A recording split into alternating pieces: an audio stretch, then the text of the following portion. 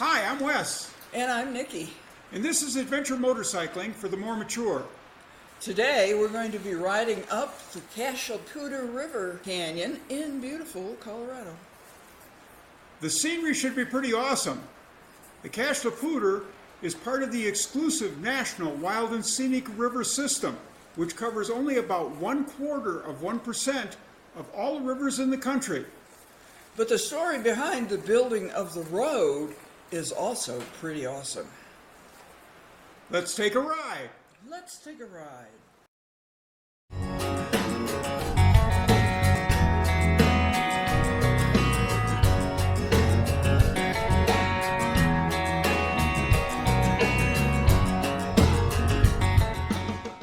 Although Native Americans lived and traveled through the Poudre Canyon for centuries, and white fur traders, prospectors, tie hacks, and settlers have been here since the early 1800s, a road up the whole canyon was not completed until 1926.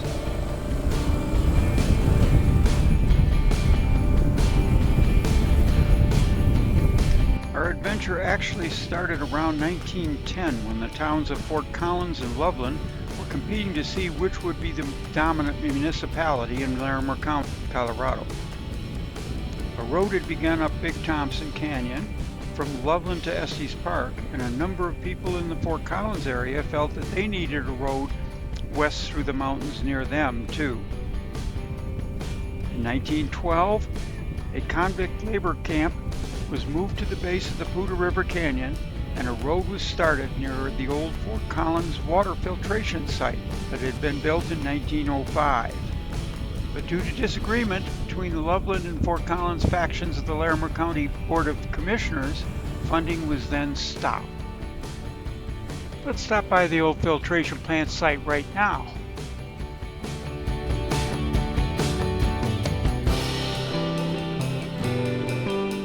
That Fort Collins water filtration site was closed in the 1980s, but in 2002 they built a beautiful little nature area on the same site.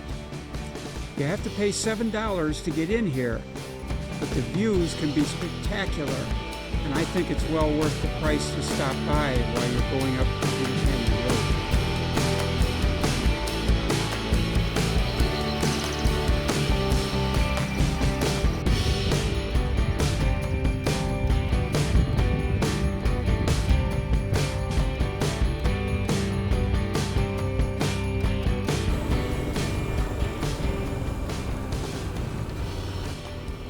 To start building on the road again, a number of Fort Collins businessmen contributed $10 each to build the road as far as mile marker 114.5. This part of the road was called the $10 Highway. Road construction was stopped again when the convict labor camp had to move to Falls River.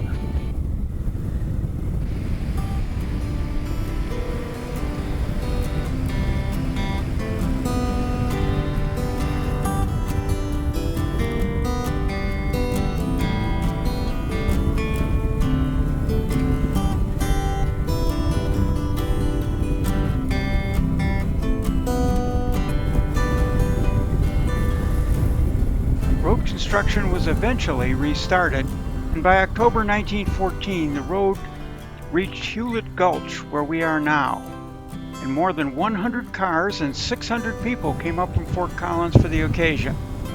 That was the beginning of an annual picnic to celebrate the road's progress.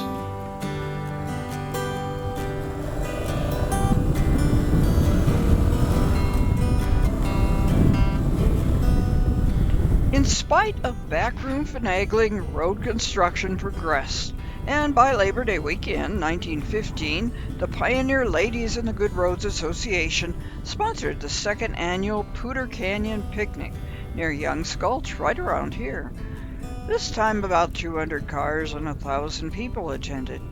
The highlight of the celebration was a 27-gun salute, which was actually 27 charges of dynamite ignited to further road construction.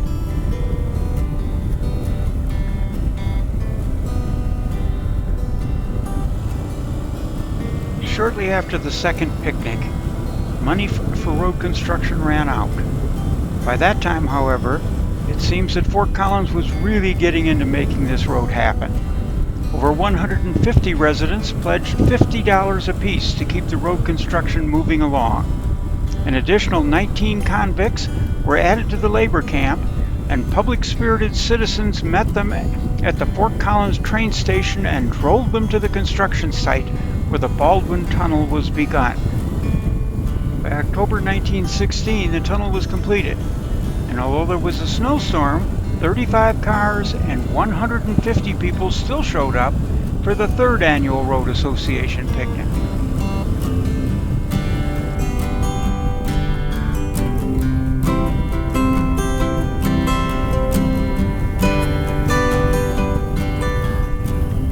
The fourth annual picnic was held near Stevens Gulch on Labor Day 1917.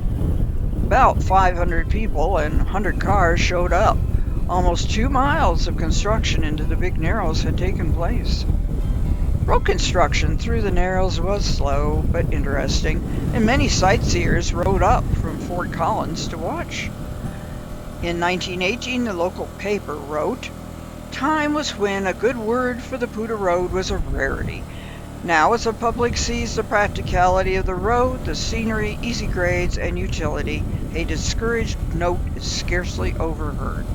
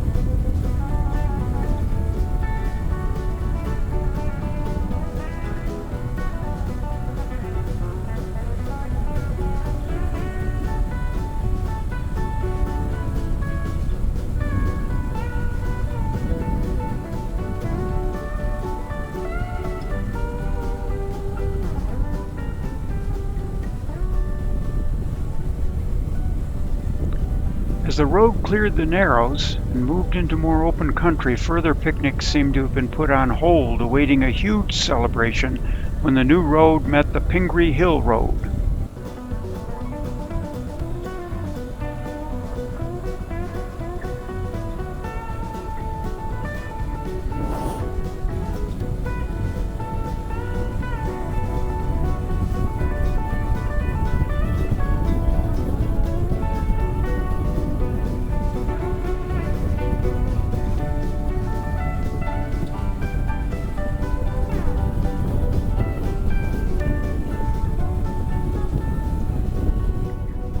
On October 12, 1920, that huge celebration was held in Indian Meadows.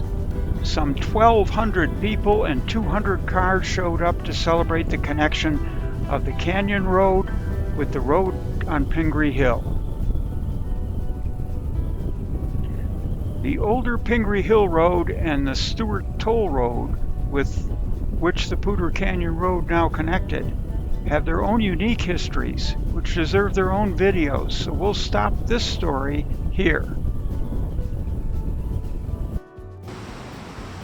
Much of the historical information in this video comes from two sources: Stanley R. Case's The Poudre Photo History, and the archives from the Museum of Discovery in Fort Collins.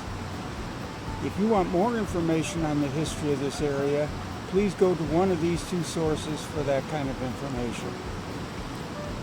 If you enjoyed our video, please give us a thumbs up and subscribe to more adventure motorcycling for the more mature. I think I did. Yeah, it was totally...